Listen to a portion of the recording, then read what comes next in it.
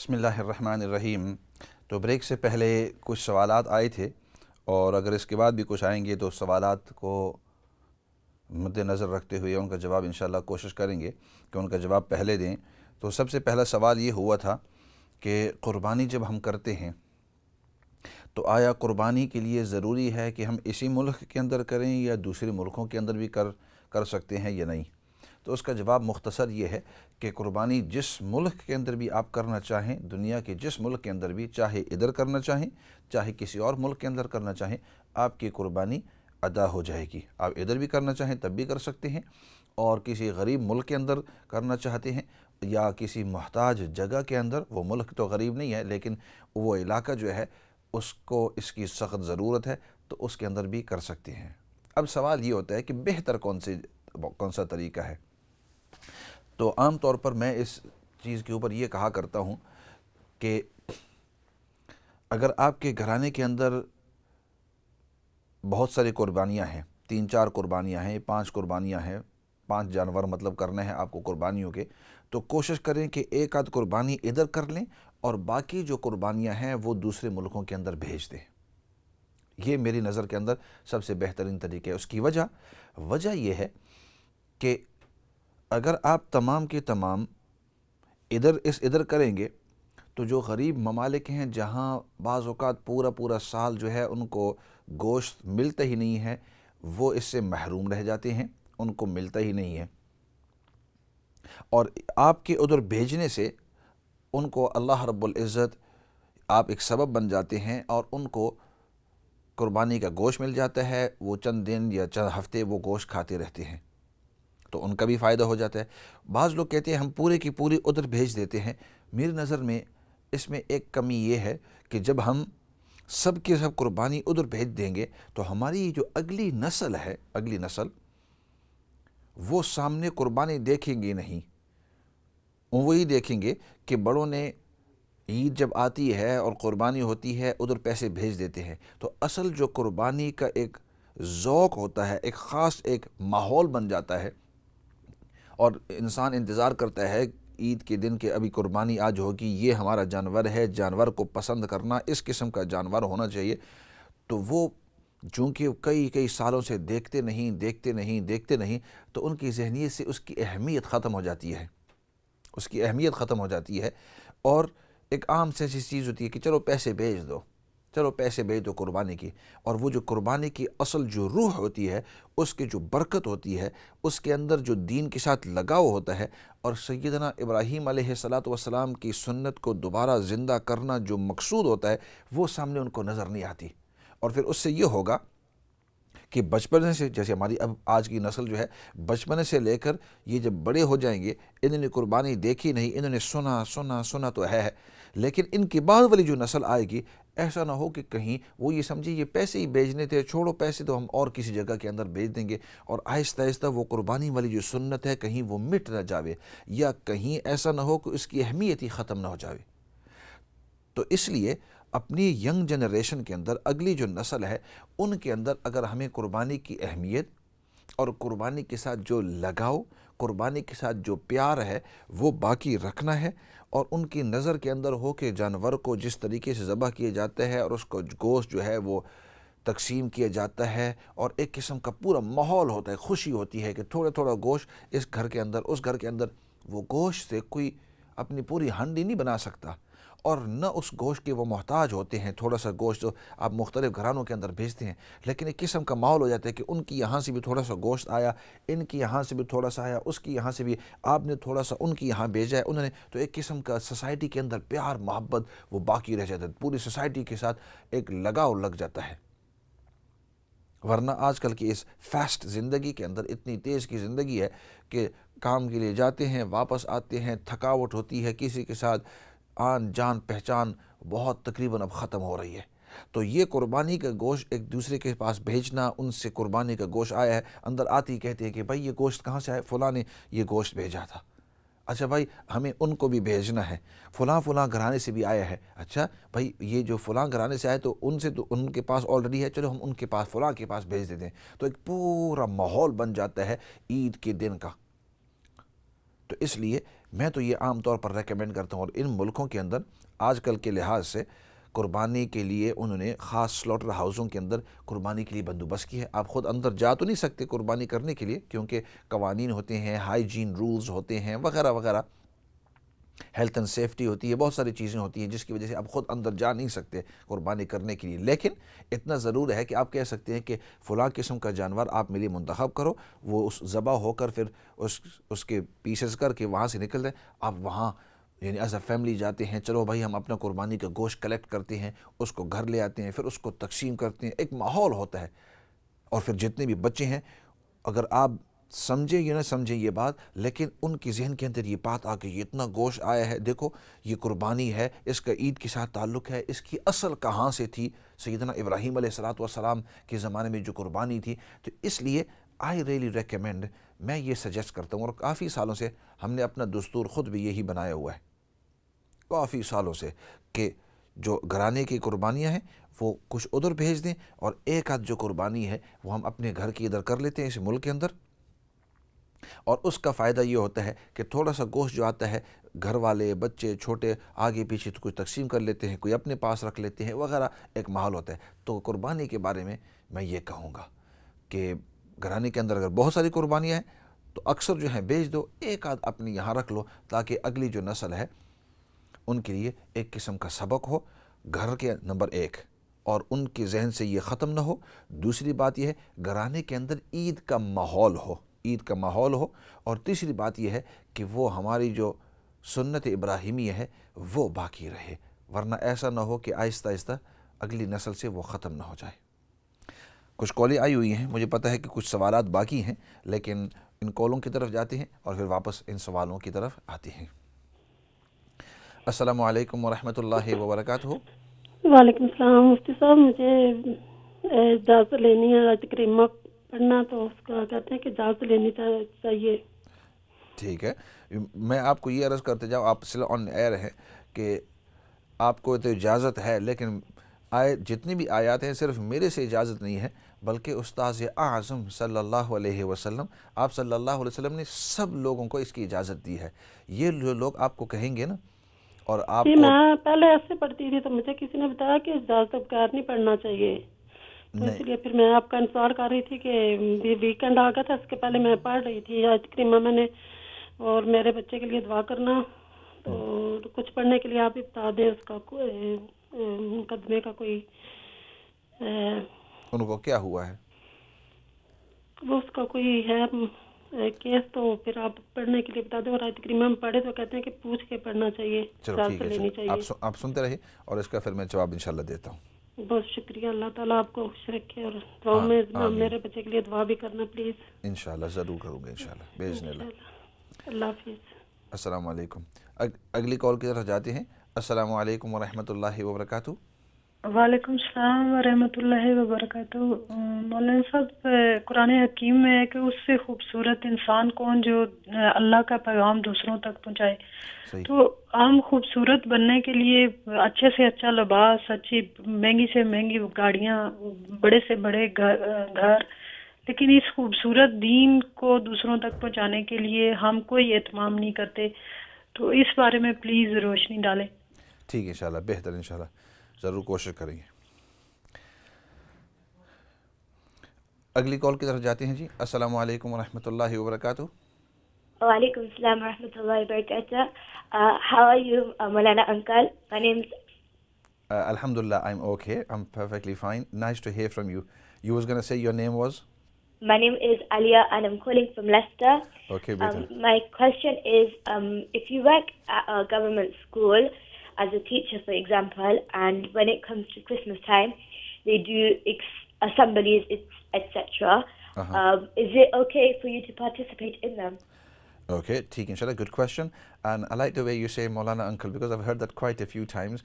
So I could be an uncle and I'm a Maulana at the same time. So a nice one over there.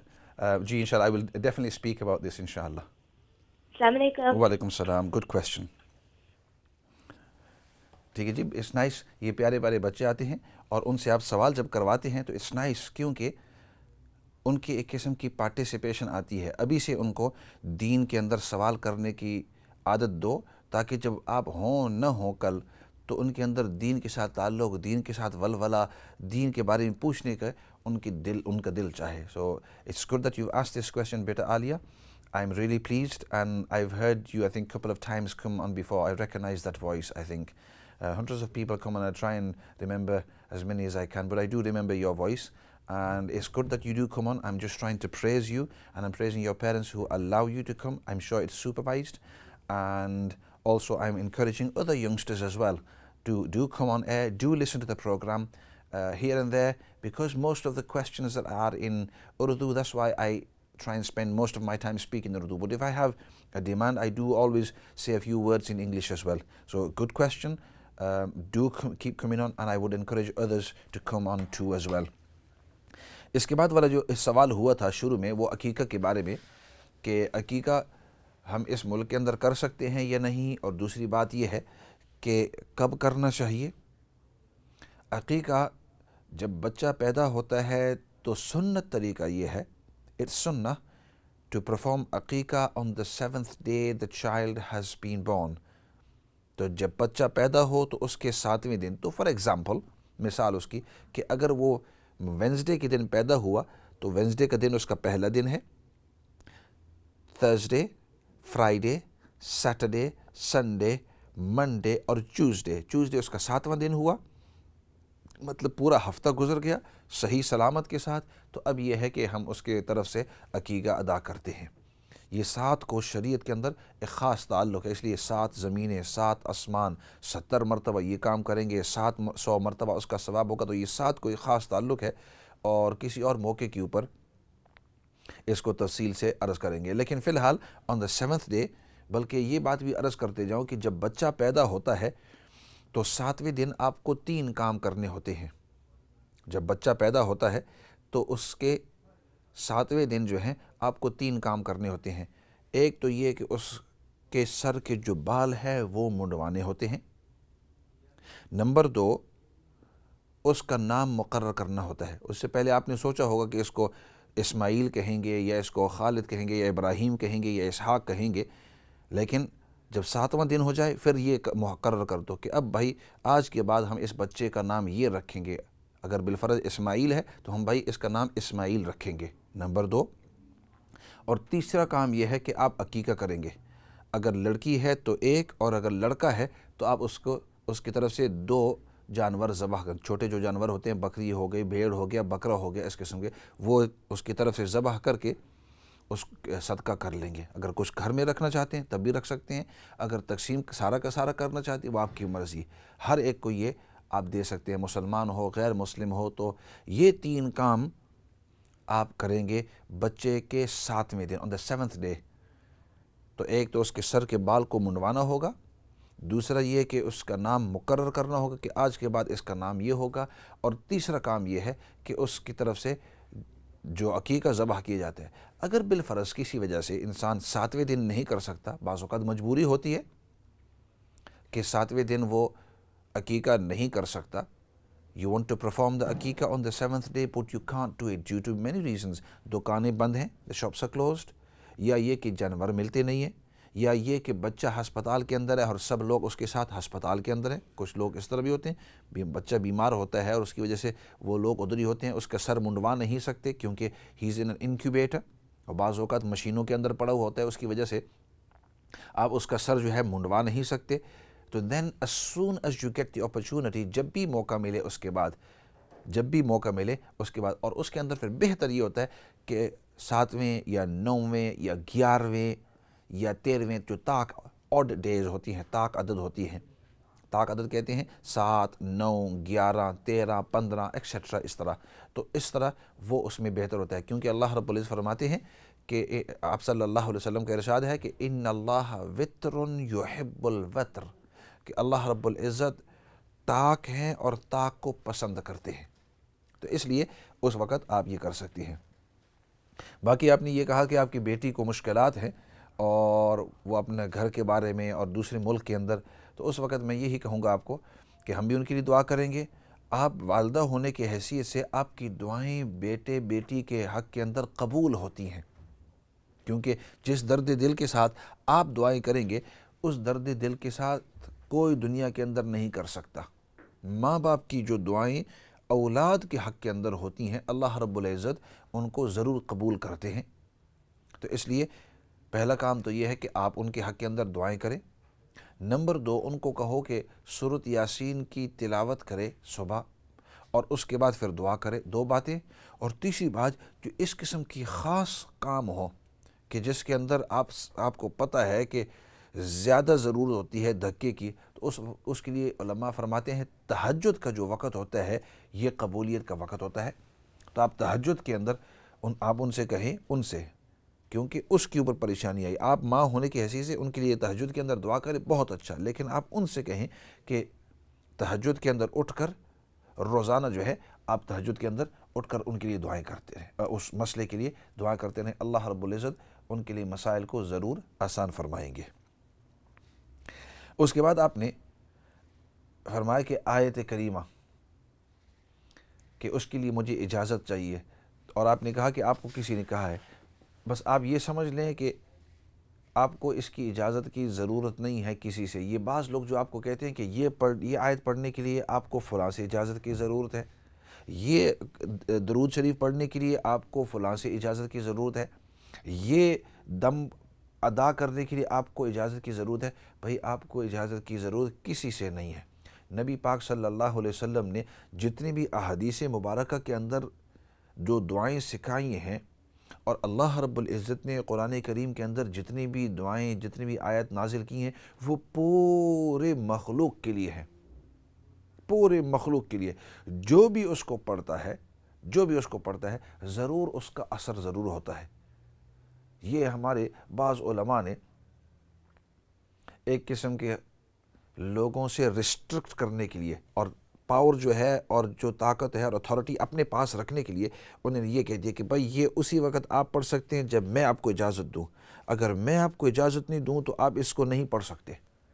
تو اگلے جو ہیں وہ سمجھ جاتے ہیں کہ بھائی ان کے پاس جانا ہی ہوگا، ان کے ماتحتی کے اندر رہنا ہی ہوگا اور ان کی بات ماننی ہوگی، اگر اس نے اجازت دی تب میں یہ پڑھ سکتا ہوں، اگر اس نے اجازت نہیں دی، کیونکہ ان کو یہ فکر ہوتا ہے ان بعض لوگوں کو کہ اگر ان کو کھلی دے دو تو یہ سب قرآن کریم کی آیات پڑھ کر اللہ رب العزت ان کو شفا دیتے رہیں گے، وہ ہمارے پاس نہیں آئیں گے۔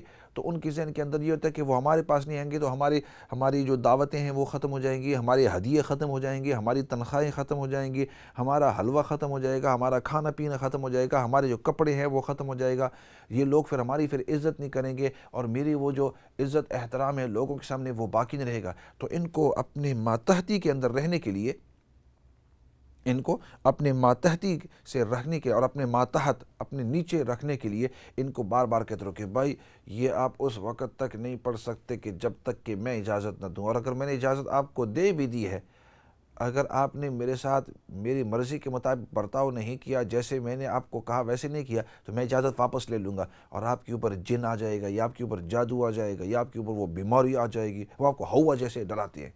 بھائی یہ ٹھیک نہیں ہے۔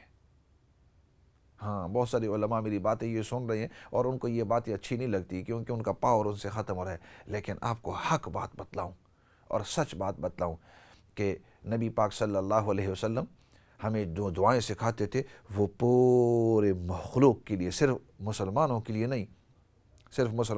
نہیں، بلکہ پوری مخلوق کے لیے، چاہے وہ مسلمان ہو چاہے وہ غیر مسلم ہو، اس پر وہ دعا جو ہے وہ اثر کرتی ہے، وہ دعا اس کے اوپر اثر کرتی ہے، اور وہ جو دم ہے اس کے اوپر اثر کرتا ہے۔ وہ جو آیات ہیں، آیت کریمہ ہو یا کوئی بھی آیت ہو، وہ ہر ایک آدمی پڑھ سکتا ہے۔ ایک واقعہ عرض کر کے پھر آگے جاتا ہوں اگلی بات کی طرف۔ ابو سعید، بخاری شریف کی حدیث ہے، ابو سعید الخدری رضی اللہ تعالیٰ ایک صحابی ہے، وہ فرماتے ہیں کہ ایک مرتبہ ہم جا رہے تھے سفر کے اندر، تو ایک خاص علاقے سے ہمارا گزر ہوا، اور اس علاقے کے اندر جو علاقے کے رئیس تھے، سردار تھے، ان کو کچھ تکلیف ہوئی اور ان کو کسی بیماری کے اندر تھے۔ تو ہم نے ان سے پوچھا کہ آپ ہمیں ہماری مہمانی کرو۔ انہوں نے کہا کہ آپ لوگ مسلمان ہیں، آپ اپنے پرانا دین چھوڑ کر آ گئے ہیں، ہم آپ کو مہمانی وغیرہ نہیں کریں گے، آپ ہمارے اس علاقے کے اندر کھانا پینا ہم آپ کو نہیں دیں گے۔ ابو سعید الخدری رضی اللہ عنہ فرماتے ہیں کہ جب انہوں نے یہ کہا تو ہمیں بڑی تکلیف ہوئی، لیکن اتنی دیر میں ہمیں یہ بات بھی پتہ چلی کہ ان کا جو سردار ہے وہ بیمار ہے۔ تو میں نے پھر اس طرح کیا، اور انہوں نے یہ بات پوچھی کہ کیا تم میں کوئی راقی ہے، رقیہ کرنے والا ہے؟ میں نے کہا کہ ہاں میں ہوں۔ باقی صحابہ میری طرف دیکھنے لگے، تو میں نے جا کر اس کے اوپر رقیہ، اس کے اوپر دم کیا، اللہ رب العزت نے اس کو شفا دے دی۔ کأنہ نشط من عقال، لمبی حدیث ہے، وقت ابھی مختصر ہے، کاش یہ پہلی موضوع چل جاتا۔ تو تو ابو سعید الخدری فرماتے ہیں کہ وہ ایسے جیسے وہ چین کے اندر، زنجیروں کے اندر جکڑا ہوا تھا، میں نے اس کو دم کیا، وہ بالکل اس سے ٹھیک ٹھاک ہو گیا۔ میں نے اس کو پہلے شرط لگائی تھی کہ اگر آپ ٹھیک ہو گئے تو آپ مجھے اتنی 40 بکریاں دیں گے، کیونکہ آپ لوگوں نے ہمارے یہ صحابہ جتنی بھی پوری جماعت ہے ان کی مہمان نوازی نہیں کی۔ انہوں نے مجھے 40 بکریاں دے دی۔ بعد میں نبی پاک صلی اللہ علیہ وسلم کی خدمت میں حاضر ہوا، اور صحابہ کہہ رہے تھے آپ لے نہیں سکتے، کچھ کہہ رہے تھے نہیں آپ لے سکتے۔ میں نے کہا میں نے تو شرط لگائی تھی، میں نے تو اس کو کہا تھا۔ تو آپ صلی اللہ علیہ وسلم نے پھر اجازت دے دی کہ یہ بکریاں آپ اپنے پاس رکھ سکتے ہیں۔ بلکہ حدیث میں آتا ہے آپ صلی اللہ علیہ وسلم نے فرمایا کہ یہ تمہیں کس نے یہ دم بتلایا تھا؟ تو ابو سعید الخدری فرماتے ہیں یا رسول اللہ صلی اللہ علیہ وسلم، آپ نے تو ہمیں یہ دم سکھایا تھا۔ تو آپ صلی اللہ علیہ وسلم نے مزاح کے طور پر فرمایا پھر ان 40 بکریوں میں میرا حصہ بھی رکھنا، کیونکہ میں نے تمہیں یہ دم سکھایا تھا، لیکن ویسے مزاح کر رہے تھے۔ تو عرض کر رہا تھا کہ ابو سعید الخدری نے ایک غیر مسلم کے اوپر پڑھا، اور پھر آپ صلی اللہ علیہ وسلم نے ان سے پوچھا ابو سعید الخدری تم نے کیا پڑھا تھا؟ تو ابو سعید الخدری رضی اللہ عنہ نے ان کو پھر دم بتلایا۔ کسی اور موقع کے اوپر بتلائیں گے کہ وہ دم کیا تھا، لیکن عرض کر رہا تھا کہ آپ کو کسی کی اجازت کی ضرورت نہیں ہے۔ آگے جاتے ہیں، اس کے اوپر اور بھی بہت ساری بات ہو سکتی تھی، لیکن Alia will go towards your question better, because I'm really impressed that you come along and you asked very nicely. You said that when you are in school and they are celebrating Christmas and you are sitting in the assembly, do we take part in it? When you say do we take part in it, that means you're sitting there and you're listening to the assembly. Of course you can sit there and of course you can listen to it. Just by listening to a Christmas assembly, or while the show is going on, it doesn't make you a Christian. You're listening to the assembly just like the non-Muslims, they will listen to the Eid story or any other story. So there's nothing wrong with that at all. You can sit down and listen to the assembly and see what's happening in there. Absolutely, there's nothing wrong with that. اسی کے ساتھ میں آج کے اس session کو ختم کرتے ہیں، اور سیشن کو دعا کے ساتھ، مختصر دعا کے ساتھ ختم کر لیتے ہیں۔ الحمدللہ رب العالمین والصلاة والسلام علی سید الانبیاء والمرسلین محمد وآلہ وصحبہ اجمعین۔ ربنا ظلمنا انفسنا وإن لم تغفر لنا وترحمنا لنكونن من الخاسرین۔ اللہم ربنا اغفر لنا ولإخواننا الذین سبقونا بالایمان ولا تجعل في قلوبنا غلا للذین آمنوا ربنا انک رؤوف رحیم۔ یا رب العالمین، نبی پاک صلی اللہ علیہ وسلم نے جتنے بھی خیر کی دعائیں مانگی ہیں ان تمام دعاؤں کے اندر تو ہم سب کو حصہ نصیب فرما۔ نبی پاک صلی اللہ علیہ وسلم نے جن شرور، فتن، فساد سے، مصیبت، تکلیف سے پناہ اور حفاظت مانگی ہے، یا اللہ ان تمام چیزوں سے تو ہم سب کو پناہ اور حفاظت نصیب فرما۔ یا رب العالمین، سب سے بڑی بات وہ تیری رضامندی ہے، یا اللہ دنیا اور آخرت کے اندر تو ہم سب کو اپنی رضامندی نصیب فرما۔